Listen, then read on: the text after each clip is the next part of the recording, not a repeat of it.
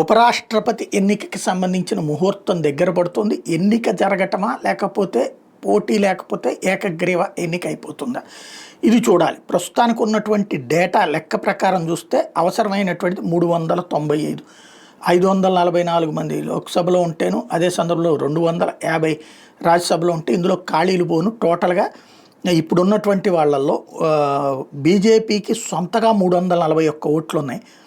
అదే సందర్భంలో ఎన్డీఏగా 395 ఉన్నాయి. కాబట్టి అసలు ప్రాబ్లమే లేదు. కాంగ్రెస్ పార్టీకి సొంతగా 126 ఉన్నాయి. టోటల్గా కలిపి చూసుకున్న 250, 230 ఆ రేంజ్లోనే ఉన్నారు. కాబట్టి ఇది ఐఎన్డీఏ భాగస్వామి పక్షాలు. కాబట్టి ఇది అంటే కాంగ్రెస్కు 126 అంటే లోక్సభలో కాదు, లోక్సభ రాజ్యసభ కలిపి. కాబట్టి ఇక్కడ ఆ ఆస్పెక్ట్లో చూసుకున్నప్పుడు ఈజీగా విజయావకాశాలు ఉన్నాయి బీజేపీకి. ఎన్డీఏ అభ్యర్థి ఎవరిని పెడితే 426 ఉంది ఎన్డీఏకి, రిక్వైర్డ్ ఏమో 395, 426 ఎన్డీఏకి ఉన్నాయి. కాబట్టి ఈజీ విన్ అవకాశం ఉంది.